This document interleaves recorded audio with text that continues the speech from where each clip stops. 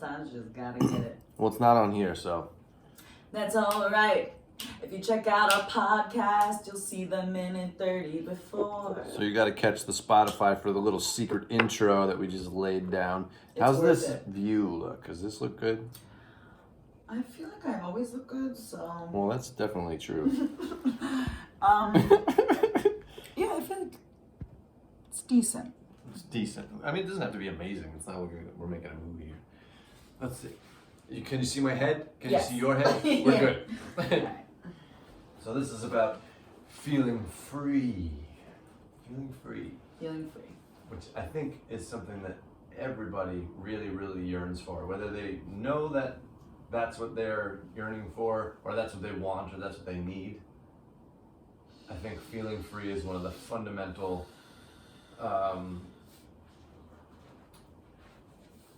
qualities of an inner experience. The funny thing about like wanting to feel free is that as soon as you want it, you're almost denying yourself that freedom. Tell me more, yeah. Well, we want to feel free and we're like yearning for this feeling of freedom, Mm-hmm. but any type of yearning is going to be related to attachment. Sure. And as soon as you're kind of attached to something, you can't allow yourself to be free. It's true, and the desire to feel free can only exist if you don't feel free. Right. But here's the kicker. We are free. Internally, we're always 100% free, But we no matter what. bind ourselves. We Our bind mind, ourselves. our ego will bind ourselves. We convince ourselves that we are not free. Yeah. And this is really at the root of a lot of suffering. So much. Almost like all of it. It might be all of it. I don't know. That's a big statement. But We'll climb into that Yeah. one, Yeah. But that's great to get into right out of the gate on this one. I didn't see that coming, which is yeah, I didn't fantastic. see that either. But that's great. Yeah, and then so that's something to think about when a general, outlook on really inner wellness is no more projecting outward.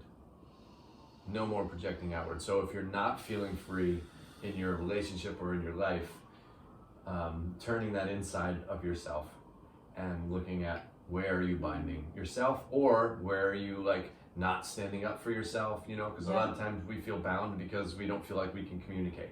Then we feel trapped and things like that. I feel like a lot of the time when we feel like it's almost like we can't feel like we can't communicate. It's a feeling that we're unaware of.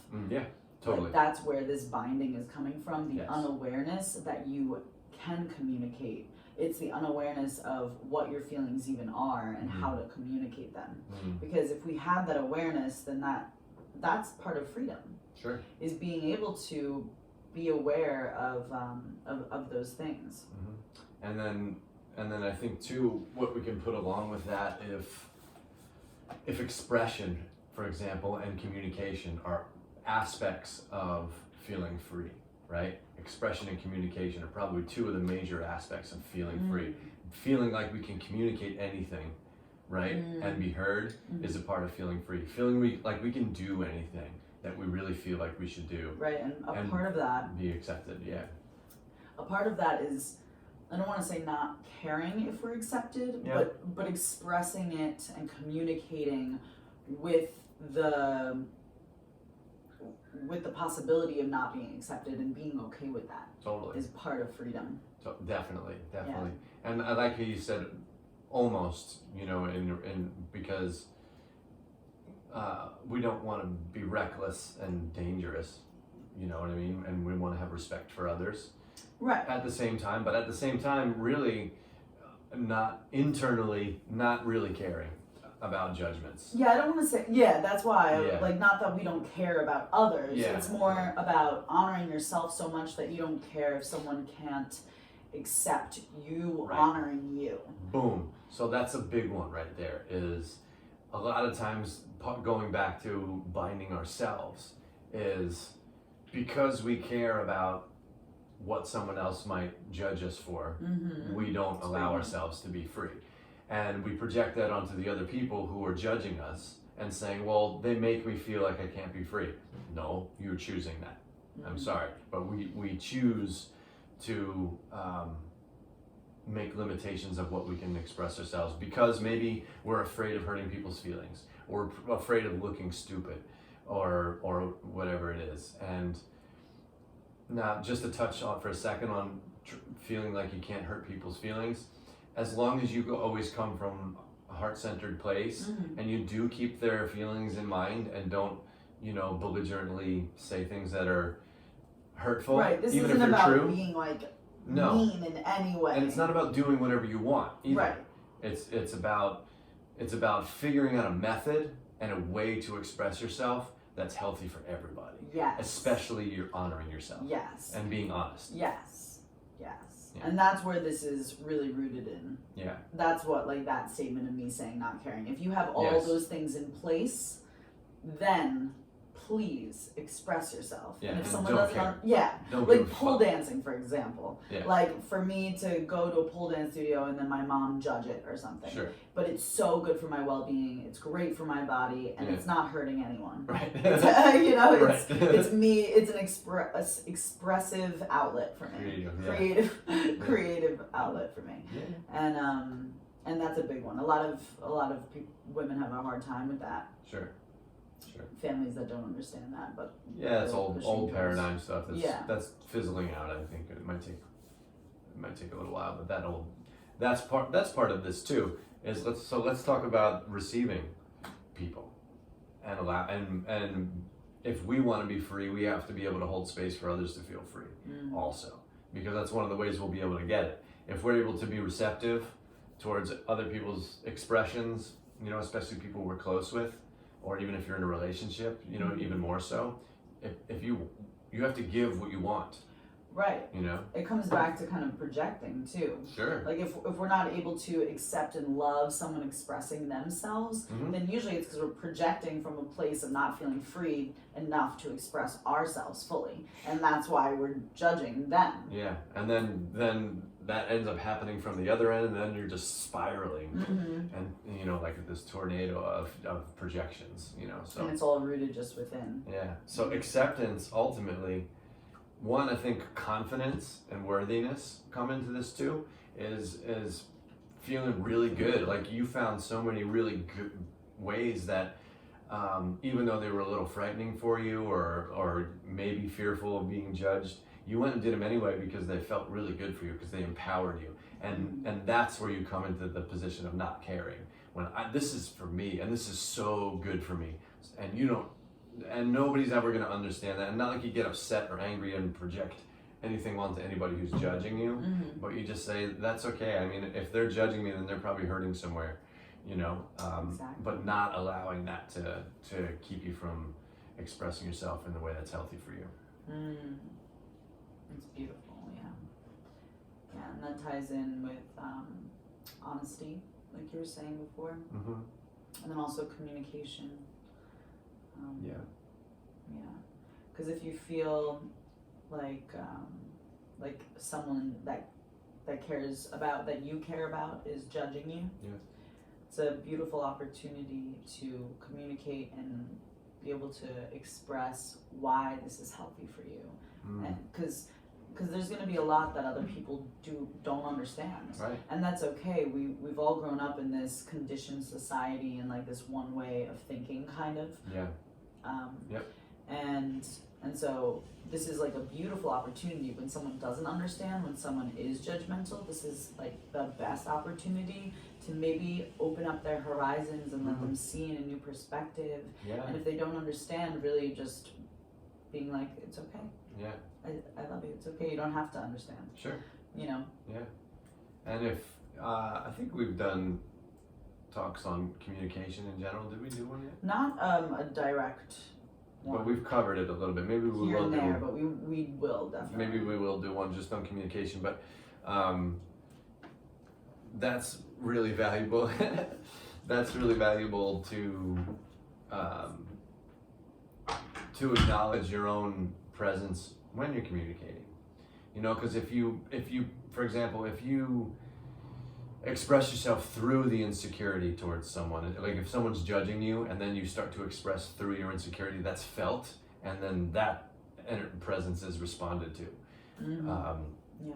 So it's important to, like, again, feel good about it. Feel really blessed to be able to share something with someone and express to, like, listen, because most people, I think, especially people that care about you, if you present something that is really meaningful to you in a really gentle and like heart-centered way, most of the time I feel like it'll be received, unless someone's really, really suffering inside themselves and still gets triggered by that. But if your mood is cool and you're really coming from a genuine space of like, I really deserve to be respected, and I just want you to know that like this thing that I'm involved with, as weird as it seems, it's like really good medicine for me right now, and it's like supporting me so much as I work through whatever it is that I'm working through.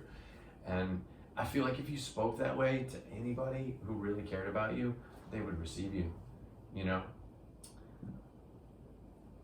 Depends on Maybe. the family dynamic and Yeah. the people that you surround yourself with, really. Yeah. I've heard like of many stories of parents like just being like, no, don't understand it, we'll never understand it, don't accept you, kind of thing. Yeah, sure. And That's okay too. and that's okay. Yeah. But one would hope. I know that like I'm surrounded by people like you were expressing. Mhm. That feels really good, and I know that if I open up in that way, that I will be met. Yeah, and then I think that goes with love and respect. that speaks to how much they really care about you, or are they trying to fit you into the box that they created in their own mind? Yeah. You know, if they have this, especially family. I mean, a lot of times our family members want us to be like them. You know what I mean? Right. Even Family. relationships too. Yeah, especially generations that are different. You know, it's like that's one thing that's consistent through time is like each generation just judges the up and coming generation because they're different. But that's just the way that it is.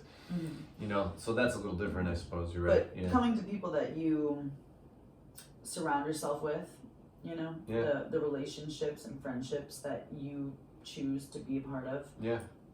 If you can't open up and communicate in that way, then Saranaya.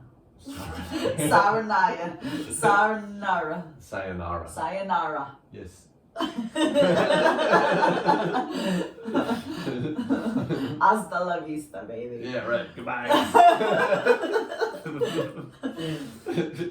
But yes. That's a great point. And that allows you another opportunity to really step into a position where you support yourself really well. As if you're not met and if you're not received, I mean, you can give a few opportunities for people to kind of like get acquainted with whatever you're doing, because it might take some time to process depending on what you're getting yourself into or how you're expressing yourself. But if you know, it gives you an opportunity to make, you know, standards of who you surround yourself with. You know, I just deserve to be appreciated and accepted for what I'm doing. If it's good for me, if it's healthy for me, and it's a good avenue for me to express myself, then you know, I need to be supported by the people that I'm surrounded by. Yeah. You know, and I don't want to be people who aren't. Right. I deserve people who understand my self-expression in the way that I. Or at least want to understand. Yeah. Yeah.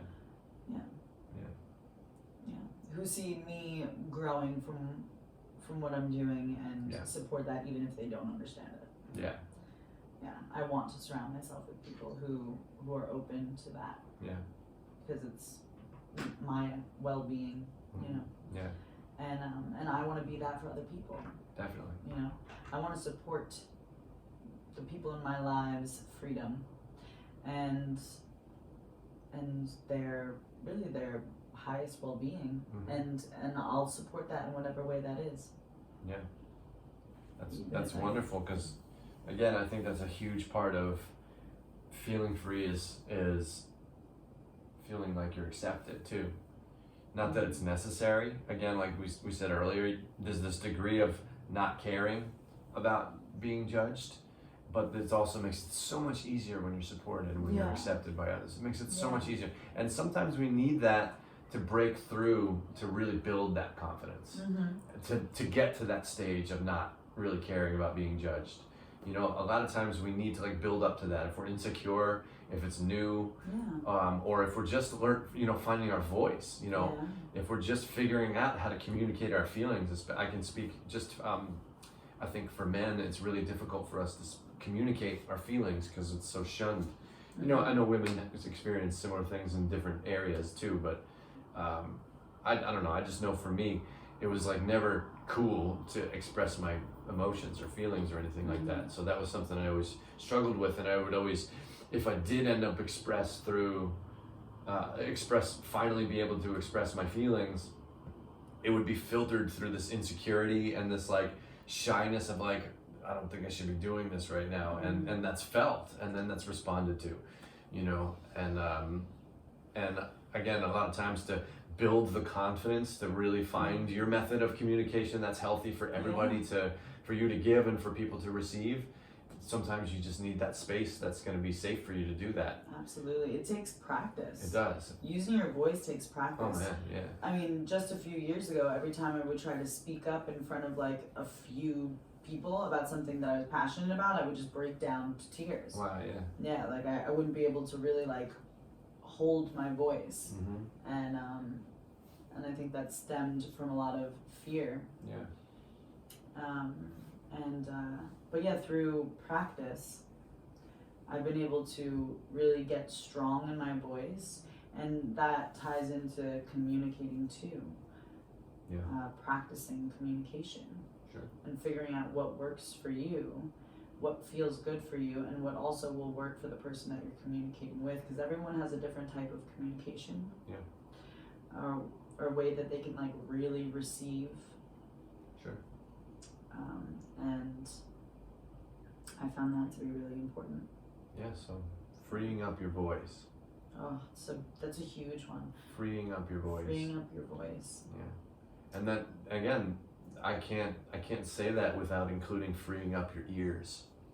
You know, your ability to hear. Because again, often what we project is what we are, right? All the time is what we project is what we are. So if we're not being heard, then most of the time it's because we're doing the same thing to others. You know, that's what I found in my own life is almost, I would love to say every single one, but I can't really say that just because I haven't researched it enough. But almost all of the judgments I've had outwardly towards others have been the same qualities that I have and actively express. You know, so if you feel like if you're not being heard or not being received, it's an opportunity to look at where are you not showing up for others, you know. And when you're able to, because I remember finally stepping into positions where it happens simultaneously, where stepping into experiences and relationships with people who could actually hear me. At the same time, I was showing up better for people. Simultaneously. I can really relate to that. Yeah. It's actually so amazing how in sync that is. Yeah. Right. Yeah. It's almost instantaneous too. It's wild. Yeah. Yeah. Because you open yourself up to these connections that you otherwise would never even have been able to experience, because you wouldn't have been fully present to witness and appreciate them. Yeah. So that. Go ahead. That speaks to give what you want. Give what you want. You know, and it's not always going to be returned, but again, that's something to look at inside of either, you know, writing off the contract and saying something along the lines of, you know what, from now on I just need to really like rebuild and surround myself with people who are going to hear me and accept me, and then make those changes in your life. Or look at where, you know, you might be projecting yourself. Right. And then maybe it repairs itself when you do the inner work. Yes. Yeah. In what ways are you not listening to what you may need? In what ways are you not being honest with yourself? Ooh, awesome. And in what ways are you not allowing yourself to be free? Wow. Beautiful. Yeah. Because I think that's the majority of it. Mm-hmm. You know, again, it is difficult. You know, I used this analogy before, but it's hard to heal when people keep picking your scabs when you're trying to heal. Mm. You know what I mean? Meaning that if you're trying to heal your communication and then you're surrounded by people who don't communicate well, you know, or don't hear you, it's going to be hard to heal. Yeah. You know, so setting up an environment where that work can be done is great. Yes. But really, really keeping it focused on the inward too. Mm-hmm. You know, find people that can really support you, and then focus on and practice even. You know what I mean? Practice and say I'm working on some communication stuff. So if I'm seem like weird or shy or angry or like, please just be there for me. You know, and Right. and don't take it personal. Right. And that's a part of honesty. Yeah. Just and vulnerability, being vulnerable with Totally. the fact that like you're not a professional at this and it's gonna Yeah. take a little bit of time. Yeah. But you're working on it and you're practicing. Yeah. Yeah. And something that I think we've touched on before, but communication about communication too. Mm-hmm. You know, even like I think we touched on it when we expressed like if you're going through something and you're not ready to communicate yet, just communicate that and say I'm going through something that I'm not ready to communicate yet, just to keep people posted. Right. You Like know if what I I'm moving through something internally and I'm not even sure what it is yet, Yeah. to communicate that. Yeah. Is So, enough. like I'm moving through some stuff. I don't even know what it is really, but I'm like sensitive today or Yeah. whatever. Yeah. Yeah, especially in romantic relationships, I think this is really important. Or like if you have a roommate or something, Yeah. you know, Totally. just so Anyone who's close. so you're on the same page. Yeah. And this really opens up yourself to feeling free also, for sure. You know. Yeah, to be able to communicate that Yeah. is so freeing. It feels good. Yeah. Because it brings you to this mood of like, yeah, all right, I'm going through something, as opposed to like being in your head about it. You know, you Yeah. get to express that I'm just going through something, and then, you know, I mean, if you're around again people that are really supportive, then most likely you'll be met with, yeah, however I can support you, let me know. I'm here for you when you're ready. It's amazing what free expression and communication can do for your inner world. Yeah. Like just saying that out loud to someone can free you up of so much inner turmoil and thoughts that are kind of stuck in there, because when you just like are forcing yourself to keep it in, it just causes it to grow. Yeah. So that in itself is allowing yourself to be so much more free. Yeah, unlocks you. Yeah, unlock and release that what you're holding on to, even if you don't really know how to word it yet. It still just feels so good. Totally. Mm-hmm. Totally. Mm-hmm. So setting up that stage in yourself, you know, again, and like kind of like moving the filters aside. In other words, like because I get it, like you're anxious about communicating because maybe your whole life, maybe you grew up and your parents didn't listen to you when you spoke, or you know, this was something for me, if I spoke my feelings, you know, felt like I was beat up for them, for having feelings, you know what I mean? That was something that was consistent for me through my life. And then, so for me, I always had this anxiety of like being really careful about how I spoke, made it worse, you know, and then I would either not communicate or I would communicate aggressively, you know, and not even like angrily necessarily, but like with a big energy, because like I'm working through all this anxiety inside. Wow. And there was so much buildup, so it would come off very intense, you know. Yeah, I had to like relearn how to communicate. I don't think I ever really knew how to communicate actually, like my feelings, so I didn't want to hurt anyone. Yeah. And this isn't something that you learn, but I think it would be something really important as parents to. Well, parents didn't know how to communicate. To know how to communicate, and then to teach your children how to communicate. Sure. In a healthy way. Yeah.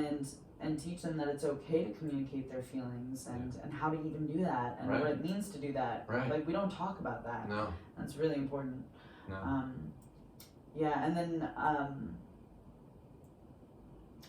being in, I was in a manipulative relationship for when I was young, and all my emotions that I would try to express would get attacked. Like I was like some malicious, crazy animal, pretty much. Wow, Yeah, and enough of that, you start to like really question totally. yourself, and then you just quiet yourself, and I think or you get really angry. Right. Yeah. I think that's common too, is something that's really repressive to our freedom is because someone who's manipulative, right, is most likely just has a tremendous turmoil inside on their own, you know, and is that way because of, I could just see it as a great, tremendous insecurity, you know, that would call out that type of behavior, you know, is probably really, really deep wounds. Yeah, this with him, I mean, that's a very true statement. Yeah. So, Yeah. deep wounds. And that's almost part of the manipulation. Right. Is Oh my God, knowing everything gets that used. Yeah. is knowing that they have those deep wounds, and so that's their excuse. Yeah.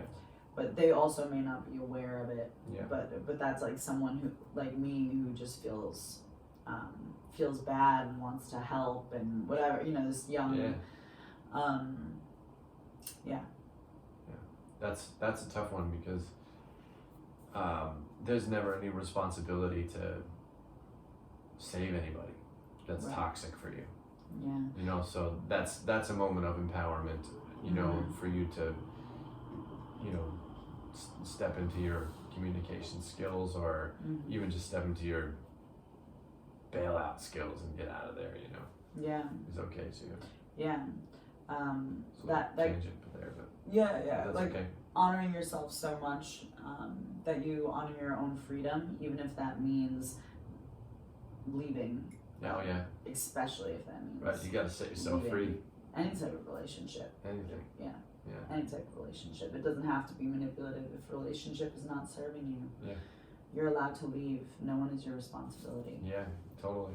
Yeah, that's another like paradigm shift of the culture shifting into a new generation. You know, is we can definitely see a standard where there's so much like self-activism happening, which is beautiful. You know, there's so much like of you know, people are feeling like, I don't need to be bound to the person that I fell in love with, you know, if they don't really serve me. People are really setting standards nowadays of like, I want to be free. I really want to feel free inside my whole life, and I'm done with this like repressive type of stuff, and I don't need to tolerate No anything more. like that. No more. We're Hell done. no. We're done with that. We're And it's done. great because across the board, even like it creates a standard for the people who serve that like negative aspect of repression. You know, people who are manipulative or in any other degree of that. It makes them either do work or be alone. You know, which is great. Yeah. You know, because that's a great way to work through that, or them to realize that. Because if the behavior if the behavior is tolerated, it'll continue. But if it's not tolerated, it's either you stop or you dissolve and you go away and you're alone. You know. Yep. Ooh, that was big. But that's a beautiful thing that I've noticed is the more we as a collective step into our power and our freedom, the more other people are doing it well. It's definitely Totally. A contagious thing. Beautiful. Yeah, when you see someone stepping into their power, you're like, damn, that power looks good on you. Maybe I should try on mine for size. You know? But for real, you see someone like step into their authentic power with like humility. Yeah. You know, It's beautiful. and that is so inspiring to see. So inspiring. I mean, and everybody around, because that's something that's probably one of the most attractive things we find in others is just confidence. You know, is someone who's just feels good in their own skin and speaks and communicates with authority about, this is me. This is purely who I am. I mean, that's most of the people we look up to, who are like either celebrities or big figures that are public, you know, and things like that. The ones we look up to the most are the ones who are confident, who are comfortable in themselves and don't give a shit. They just act who they are, again, in a respectful way and in a humble way, but are honest with who they are and express themselves honestly. Even if that's being like very reserved and very quiet, like Sure. these different expressions of freedom can look many, many different ways. Beautiful, And there's no limit to what that can look like, and what your personal expression may look like, and who that's going to inspire. Yeah. I truly believe that everyone is here with a unique gift, Yeah. and that gift is going to look completely different than everybody else, or it may look similar, but either way it's unique to you. And your voice and your expression is going to really call out to someone. Yeah. Beautiful. I'm so glad you brought that up too, because that's such a good point of saying that doesn't mean you're extroverted. Yeah. That's fantastic, because that could mean you embrace that you have some social anxiety and you feel more comfortable being alone and not being social or something like that. That's totally fine. Right, that I had to accept that within myself. Yeah. That for so long I would drink and drug to try to be more like this extroverted version of myself, who I am not really. Or I may be with certain people, but it's just not with everyone. Yeah. And accepting that, wow, I actually really like to be a little bit more quiet and really listen and take it all in and be in like just in the back kind of observing. I really like that. And that's okay. I don't have to be another way. And if I do choose to be another way a different day, that's cool too. You know, I'm not just one way. That's so beautiful too, because feeling free is being allowed to change. You know, like I love something Alan Watts said. He said, you have no obligation to be the person you were 5 minutes ago. That's freedom. I love that. That's freedom, when you don't feel obligated, like, because I remember like I have like an explosive joy, you know what I mean? When I'm happy, I'm fucking so happy, you know what I mean? And I express myself with big action, and I'm extroverted, you know? Yeah. But there's lots of times where I'm introverted and even a little depressive. And I don't care. That doesn't bother me anymore. I like those moments when I'm closed off. But I remember, you know, because people love that about me, that excited, happy dude, you know? That with some people I had experienced, if I wasn't expressing myself that way, they'd be like, what's wrong with you? Yeah, I had the same. Yeah, and I'm like, nothing's wrong with me. I'm just feeling different today. I don't have to feel the same every day. I don't want to feel the same every day. I want to feel I want to feel all the feels whenever they're ready to be felt.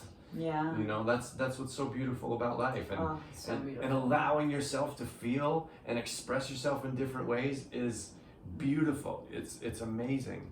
That was a big You sure it's recording? that was a big tool of mine, actually, was allowing myself to embrace all my emotions. So something that I would do would be cry when I was crying, and I'd take a video of it and put it up on Instagram. Like, you could go down my Instagram and there's just videos of me crying. It's great. Yeah, I really use Instagram as a tool in that way, to be vulnerable. I think when I didn't really have anyone to be vulnerable with, I was like, at least I'm like exposing myself and these emotions in this way. Cool. But yeah, that was like really, really helpful. Just to allow me to more fully accept the emotions that come up, and in that, like, it's not like I'm like, crying is a beautiful thing. Feeling all these different things is empowering, because you're allowing yourself to feel them, and you're not putting shame or guilt on yourself for not feeling joyful all the time. There's so many different expressions, and they're not all positive, but allowing yourself to feel them allows you to be more fully free within your body and your emotional body. And if you don't release that stuff, you're bound by it. Right, it literally will get stuck in the physical body and cause physical pain if you don't allow it to release. So you got to find ways to release, and we touched on it earlier, where sometimes, like when we were talking about if you're going through something but you're not ready, or you don't even know what to communicate, and you just say, I'm going through something, that right there is a release in itself, and allows for the great release that's coming. you know, but all the stuff, anything that you end up feeling that comes through has to be released. If it's not released, it gets stuck, it gets stored.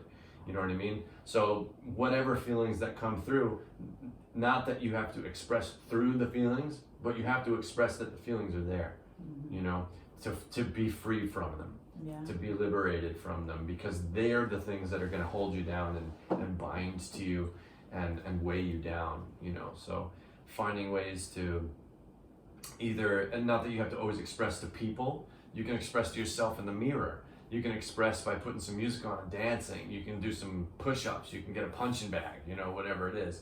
But find some kind of healthy way for that stuff to go through. I watch cats sometimes, and you'll see a cat wake up from a nap, and it'll just like be like, it'll just like shake really fast. That's it. It's releasing something that's stuck, you know. It's like letting go of something, even if it's just a little knot in its arm or whatever it is, or just getting up out of the dream world, whatever it is, that is. I don't know what it is for a cat. Sometimes they'll make like weird noises, and it just like kind of comes out because it feels good. And that's fine. Yeah, that's all good. Yeah, and what we were saying earlier about I think you were saying how men like were, you know, their feelings have been oppressed.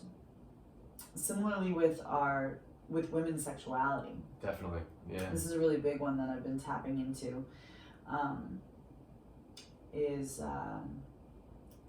Our sexual force is our creative energy, and that is so powerful. Yeah. And we've been conditioned to believe that we should feel shame for our sexualness, for our sensuality and our sexuality, and we've also been conditioned that if we're not this type of sexy or this type of whatever, then we should also feel shame for that too. So it's like we should just feel ashamed if we're embracing our sexuality, all the time, yeah. Or if we're not this ideal version of sexy.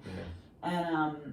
And that's a big part, I think, for women who are stepping into their power and stepping into their freedom, is letting go of all those conditions around what their sexuality should be, what they should look like, what their body should look like, and allowing themselves, if it feels good, to express their sexuality in other ways other than just pleasing a man.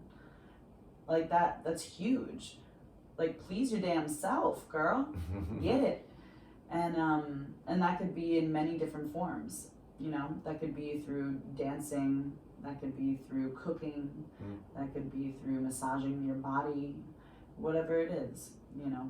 But that's a big one. And I think men can tap into that too. You know, what ways can you tap into your sexual creative force without, I mean, it doesn't have to be sex. Sure. You know, sure. And using that to empower you and empower your freedom. Beautiful. Yeah. And I think it's necessary for us to get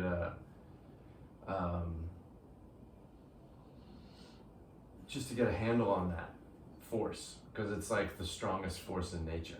Right. Is our sexual energy is like the strongest force in nature. Right. And when we're conditioned to think that it's something that we should feel ashamed of, then we're gonna go into like secrecy, into the darkness, and use it in ways that are more destructive than creative, because we're being denied that power and freedom and taught to hide it. Yeah.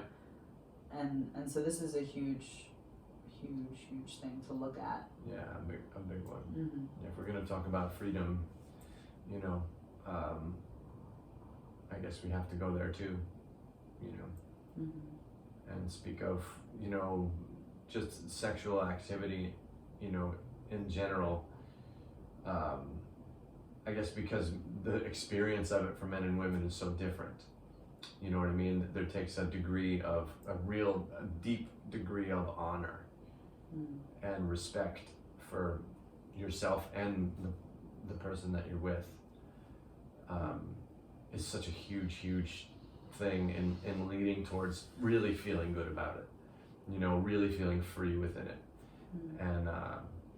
And realizing, I think, just if we're going to talk about it, you know, and realizing, I think, the volume or the power within that experience with somebody, you know, within that when those two forces come together, because it's different, you know, it's a giving and receiving kind of force, and empowerment, and you know, I don't really know how to describe it other than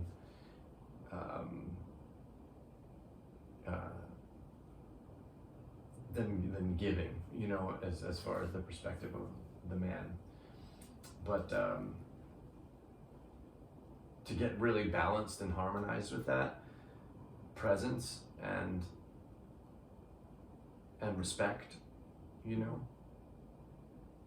can really, I think, liberate us. I think that's a big one, you know. I think that's like a big part of our culture that's you know, can probably still use some tuning, you know. Yeah, and respect can, in that way, can look very different, because maybe what you're into expressing is very different than that. You know, I was just speaking, the reason why I have this on my mind is because I was just speaking to someone who is polyamorous, and they're all about like sex not being so much of like this intimate, or not intimate, but like I get it. super Sacred thing. Yeah, like yeah. that's kind of like what they're not into. That's okay. And honoring that within themselves is a part of their personal freedom. Yeah. That's I totally understand that too. Yeah. You know? Yeah, and in a way that's still like, that is honoring and making it sacred Yeah. without even knowing it, because Well, like yeah. you're honoring that within you. Yeah. That says, actually, I don't really think it's that sacred, and I want to do what I want. Mm-hmm. That's sacred. Yeah. But also Honor yourself. even the sacredness of it has nothing to do with monogamy. Yeah. It's in the experience in the moment, at the moment. It doesn't matter whether it's with one person for the rest of your life or if it's with 10 different people every week. You know what I mean? Yeah, It but could they like still- specifically said. It could still be, yeah. You know, they were like, it's not sacred to me. I was like, oh wow, like it's just an interesting perspective. And, Sure, and that's great. yeah, It's great and it's legit. You know, I Yeah. totally understand where they're coming from. yeah, You know. but yeah, it doesn't have to be with one person. It doesn't have to be with in one way. Mhm. And I think what we just touched on too is a great expression of freedom too. Is it would have been easy for me to sit there right after the statement I made to hear you say a statement about somebody who doesn't consider sex sacred to be like, well, it is sacred. You know, I mean, this Yeah. is me allowing someone else to be free within themselves, which keeps me free. Right. You know, because my judgment towards someone else is binding to me, Mm-hmm. not to them. Yeah. It's binding to me. So Yes. that was, thank you for the opportunity to exercise that. Yeah. Yeah. You know, because it was kind of beautiful to watch my own feelings and expressions come through, or lack thereof, actually, and feel myself in a position of like, I'm free because that person's beautiful in whatever they feel like they want to do with their life, if it works for them. And that I can tell you, and I can testify, it just happened in this moment, is a beautiful feeling. Is a really beautiful feeling. And I feel so free not judging other people. That's so beautiful. It's amazing. And this brings us to attachment. Ooh, Yeah. Yeah. Right? it definitely does. I feel like it brings us there. It definitely does. Yeah, this is an important topic to discuss in this realm of freedom, is attachment. You can't talk about freedom without talking about attachment. Yeah. So where shall we begin with attachment? I mean, because you can be attached to everything in your life. Yeah. You know, objects, people, things, jobs, ideas, belief systems, Sure. all of it. Yeah. Should we talk about relationships? Sure.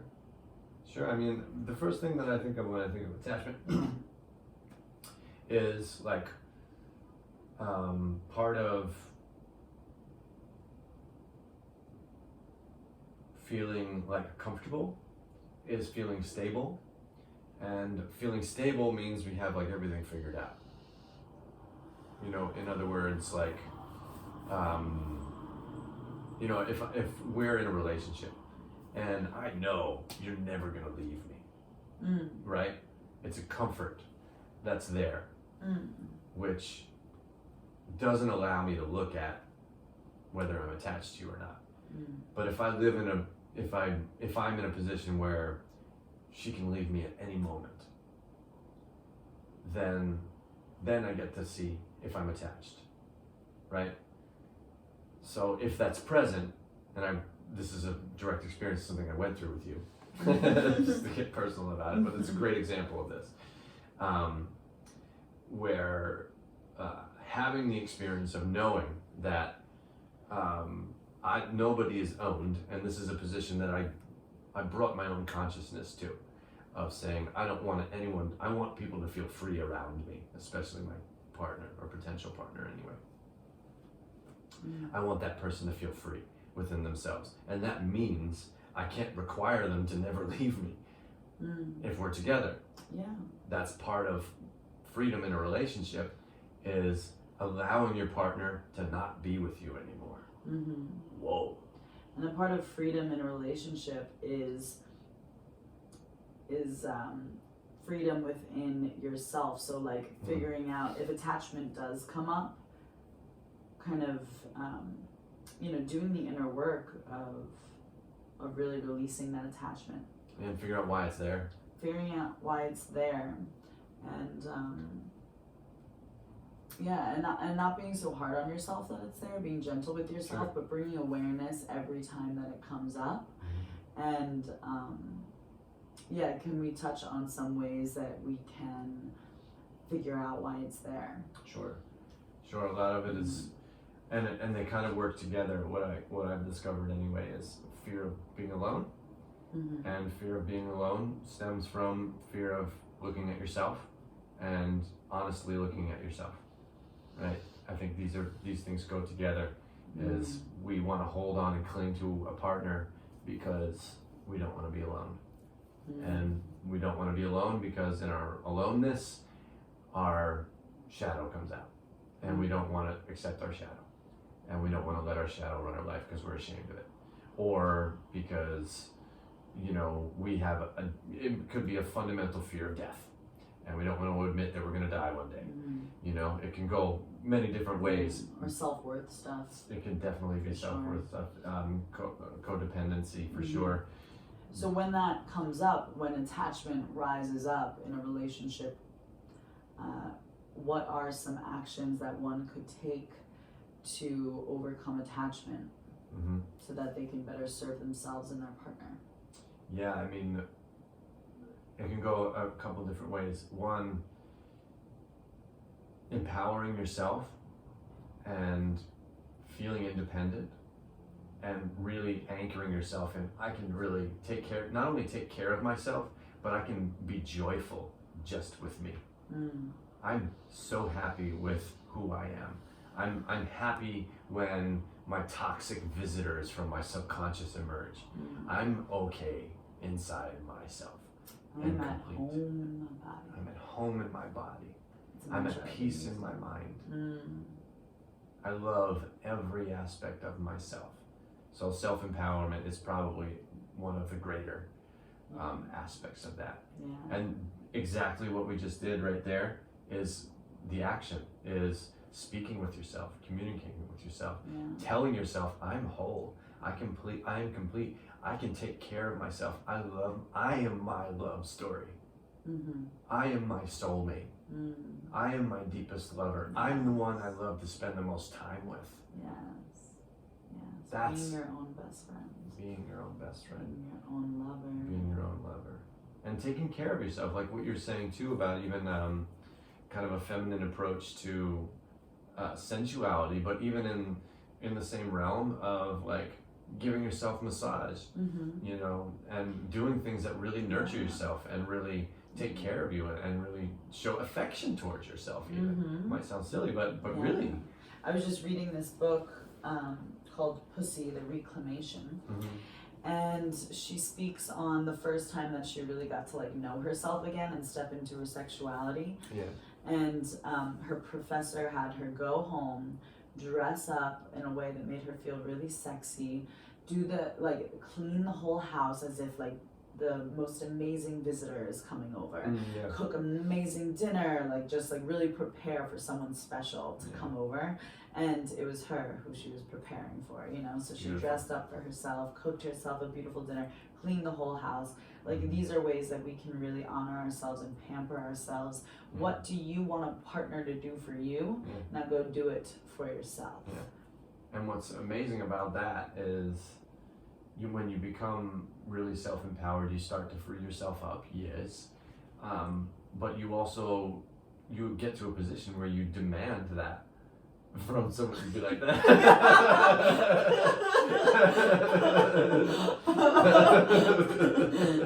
I'm just looking at you.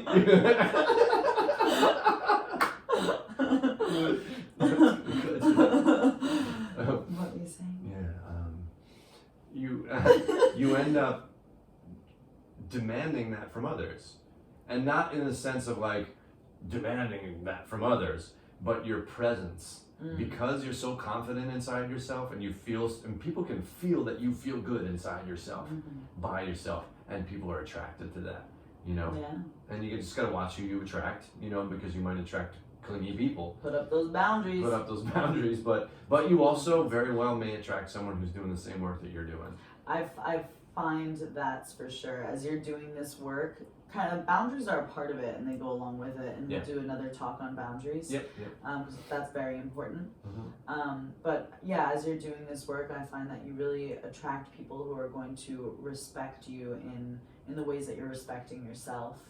And they're going to see the ways in which you're respecting and honoring yourself, and they're going to reflect that.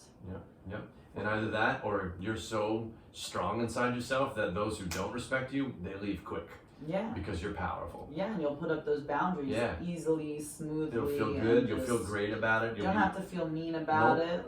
You'll feel great because you blessed somebody's life and taught them how to respect other people. Right. This is my right. Is putting up.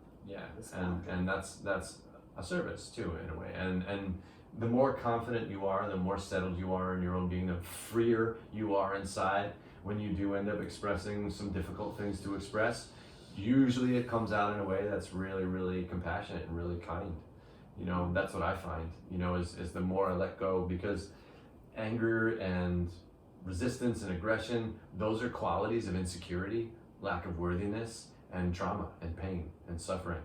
But when you're coming from an empowered position, kindness, compassion, understanding, and caring about others, those are the byproducts of being centered in that in yourself, being free inside, feeling free in your body and in your mind, in your heart. So that's good. I just wanted to circle back on action on releasing when you're attached. That's what started this, and I just wanted to step back, if that's okay. Unless you had anything you wanted to add before that. We can touch on this after you touch on this, but I'm just going to say it now so I don't forget. Do it, Indicators in the body or the mind that you are not free or honoring yourself. Okay, And what that feels like. Like the red flags that kind of show up? Just so you can bring awareness to it. Okay. I mean, we can go there if you want to go there, if it feels fresh for you, if you want to express it. No, you go ahead. You go. You do it. Alright, cool. So, that'll maybe weave in with this, actually. It might fit really good. So that's, like, I think, in my opinion, what we just went through is probably one of the best ways to really start to release attachment, because that's really pulling attachment from the root, you know. In the meantime, I suppose, and while you're in the process of doing that root core work, momentarily, for example, I think this is valuable too, because if you're feeling attached, especially if, for example, if you're getting in a new relationship and you start to feel attachments, those hooks start to kind of dig in, is just really acknowledging that you're attached. You know, that there's an attachment forming for whatever reason, and until you get to the core work, it's really good to, I think it's really good to communicate with the person that you're attached to about it. You know, and say, I just want you to know that I'm working through some attachments for you. So if I express through that attachment, you know, please just bear with me as I'm going through it. You know, because expressions of attachment are jealousy, envy, fear of what they're doing, who they're with, you know, in these kinds of moods, which is going to repel your potential partners from coming through. So this is really, really valuable in that stage of a relationship. Or if attachment forms later in the relationship, it's not all that different. It's going to push people away, you know, and and again, I think in the beginning, we touched on this a little bit earlier too, is communicating about communicating, and just saying to the person that you're attached to, is saying, I'm having this thing going on where I'm feeling like clingy to you, and I want to get rid of it, so just bear with me as I work through it. And then you just kind of chip away at it, you know, you just kind of like little by little just kind of chisel with empowerment, you know, and I think that's probably the best medicine for it. And just kind of get to the bottom of it. But as you're going through it, it's okay to talk about this stuff. It's good to talk about this stuff and say, I'm going through some shit, and it might involve you, and I don't want to express anything negative towards you. I care about you. That's beautiful. You know, and I think that's a healthy way to go about it. Yeah, that's really beautiful. And this opens up an opportunity for you to maybe take a step back and work on yourself. Maybe alone too. Alone. Yeah. It might be a good time to go there. Yeah, that's like where my head first went when you brought that up. I think it's great to communicate. I think that's amazing. But also, like, I feel like a lot of the time when we're used to being attached to someone and relying on someone, or maybe are codependent often in our lives, if you see that cycle, it's a really good opportunity to allow yourself to be alone. Take that time for yourself, and even if it feels difficult, to sit in that difficult space and really just allow yourself to be alone. That's power right there. Yeah, totally. I hear you on that for sure, and that might be the best medicine too, is going into that scary space. You know, going into that fear. I had to go there. Yeah. Totally, I had to too. Yeah, and it was so worth it. Yeah, and you come out a phoenix, you know. You come out just on fire. You know, that's what that empowerment feels like. It's just so you feel illuminated, you feel light. Right, and it doesn't mean that illumination is gonna stay heated and hot and spicy like that for every moment now after you've done that work. But after like doing that work and getting alone, I think it's easier to become aware of when attachment comes up, and then you kind of know what to do. You're like, oh, I feel it. Let me go be alone with myself. Let me take some time to nurture myself, give myself what I need to feel loved, and let me do it on my own. Sure. Let me give myself that love that this attachment wants, or whatever it may be, you know. Yeah. But yeah, and it's kind of, I guess, really. I mean, it'd be difficult for someone else to work with you on your attachment stuff. That's, except for just be aware of it, you know, and just be supportive.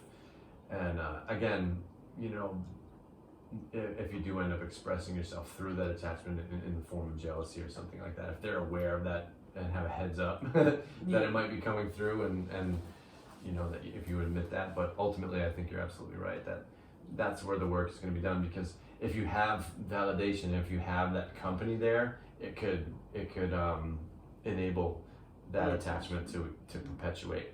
So that's really good advice, I think. Thank you. It means a lot coming from you. That's real, you know. It's real. And I can relate to it. I've done that, you know, and retreating a little bit into yourself in that lonely space is always good medicine. It always. You know, you're only gonna get stronger unless you're really unless delicate. You're using it as an escape. Yeah, that's true too, and especially with introverted depression personality, for sure. That's for sure. That's a delicate thing too. Yeah. Because you know, hiding is another thing. It's not attachment. Yeah, if your comfortable place is kind of being alone and detaching from people. Yeah, so now we get into the other side of attachment, which is aversion. You know, and repulsion. You know, and pushing things away as opposed to clinging. Now we're talking about pushing things away. Right. As soon as we feel attachment, we run. Yeah. As soon as we feel commitment, we run. Yeah. Been there too. Yeah. Yeah. Or when we feel like yucky, or when we feel depressed, we don't want anyone to see that we're depressed. You know, that's another thing too. And so we're, yeah. And so in moments like that, I think it's important to reach out. Definitely, I think so. Reach out to someone a friend or a family member that you know that will support you and listen to you, and this is a beautiful reminder for that you're not alone. Yeah. And that even we, like, we're here, reach out. Oh yeah, you know? absolutely, Mhm. absolutely, and that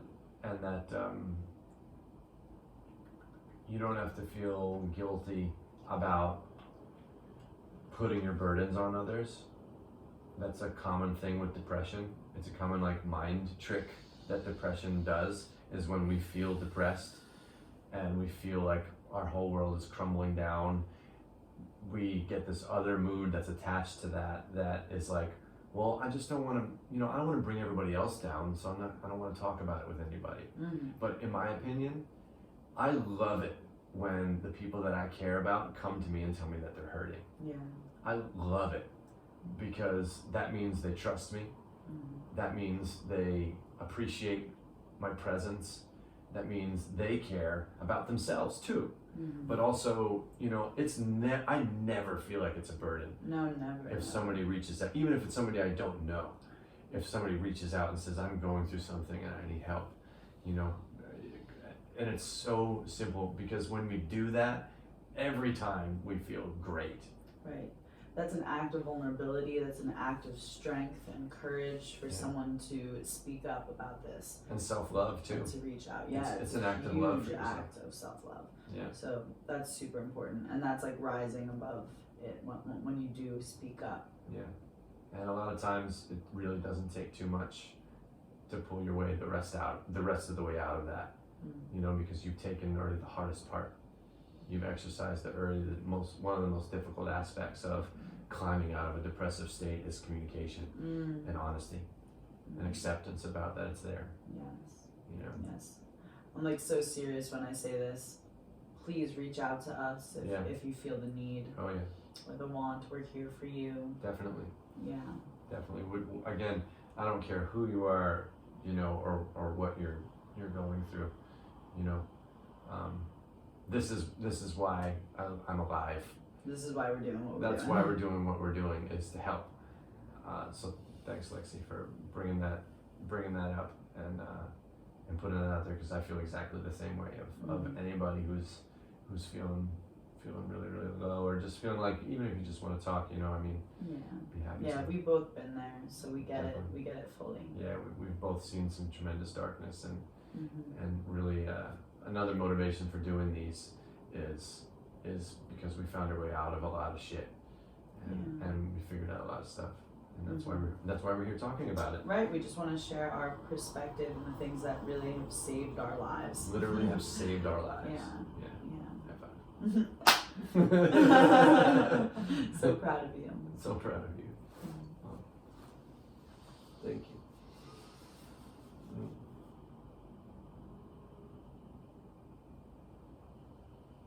Thank you, everybody, for listening, being here with us. Thank you.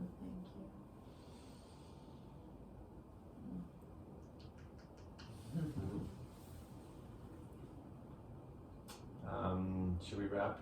Yeah. Do we want to kind of collect everything and bring it into a little thing? Do you feel like we should do that? We could do that. Want to try? Yeah. There was a lot there. There was a lot. Let's bring it back to the first, freedom. Feeling free. Feeling free. Yeah. And then there's feeling free within yourself, okay, which involves acceptance of yourself. It involves self-empowerment. It involves really being honest with yourself, being humble. These are qualities of feeling free inside, I think. Do you have any other qualities that you can add that are about feeling free inside yourself? Joy. Joy, for sure. Yeah. Lighthearted. Yeah, just a light energy altogether. Yeah. A feeling of like an open heart. Yeah. And I think a byproduct too is that something that we touched on also that was good was when you do start to feel more free, you judge others less. So these are indicators. If you're very judgy, it's time to free up inside. Oof, that's a big one. That's a really big one. Yeah. Yeah, because we go around judging other people so we don't have to truly look at ourselves. I know I did it. I know I did it and justified it for a long time. Yeah. Yeah. Yeah, so that's a big one, Mm-hmm. a big indicator. Let's see, what else are indicators? This is what I was speaking on yeah, before. bring it. Here we Let's are, go. we're here. Let's do it. Indicators of not really being completely free. Well, doubting yourself is a big one, and guilt.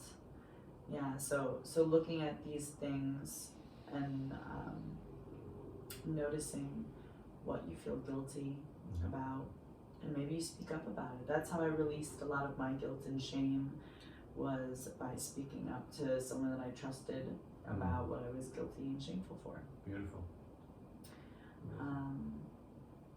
What else? Indicators of a lack of freedom. Mm-hmm. Yeah. Definitely judginess, anxiety, even to a degree. Mm-hmm. Some anxieties are innate, and just are there and aren't going anywhere. Yeah. But sometimes our anxieties, I know some of my social anxiety was from lack of self-confidence and being bound by that. Yeah. And the freer I feel, the more I feel like I can be social. Yeah, this brings up addiction. Yeah. Addiction is a big one, a big indicator of not being or feeling free within yourself. Definitely. The need to consume something, distractions. Yeah. And that could even be cigarettes. Yeah. Yeah, it could be television. Yeah. It could be the media. It could be sex. It could be sex. It could be your phone. Like an overconsumption to the point where it's not healthy is an addiction. Mm-hmm. Even if it's working out. Sure. Yeah. Sure. Even if it's yoga. Mm-hmm. You know what I mean? Right. Is it if it's to the point where you're distracting yourself from just being alone? Yeah. Maybe. Totally. So. Don't surrender your loneliness too quickly. Mm-hmm. Yeah. Other indicators? There's probably a lot more, but I think that's good. That's good. Okay. It's a good place to pull it in. Yeah. Yeah. Okay. Any other key points of the conversation you want to bring back in?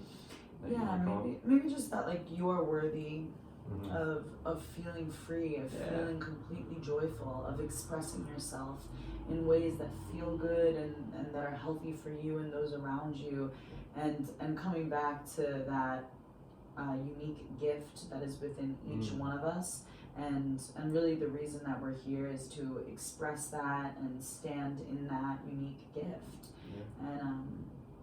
And you're the only one that is gonna stop yourself from truly stepping into that, Yeah, definitely.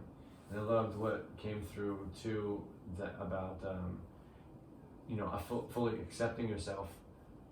Even if there's, like, for example, if you have that kind of like innate social anxiety and that's there, that's okay. Yeah, love it. Love it. Mm-hmm. Totally. And embrace it. And that's part of your genius, you know what I mean? Yes, I love when you say that. Me too. Yeah. It always makes me feel so good. Well, that's why it's there. It's empowering, to be like, every little, what we consider flaws is part of our brilliance, is part of our genius in this life. Yeah. And really owning all the aspects of yourself. And what's not necessary and what doesn't serve you will fall off. Mm-hmm. When you love yourself, that shit falls off. You don't even have to do that much. You just love the shit out of yourself. Yeah. And like all the stuff that doesn't serve you just kind of goes away because these self-loathing things and like and really and being bound by guilt and things like that, it's lack of self-love. So when we really, really become focused on that and really giving ourselves what we want from others, that's when things just, you're shedding skin. Yes. Yeah. Shed layers and layers of all that stuff that you don't need, so you can become empty and and allow yourself to truly be. To truly be you. Mm-hmm. Fully. Yes. So how are we feeling? I feel good. I feel like I love you. I know that. And I love you. Love you, everybody. And I love you. And I love me. Good. I love me too.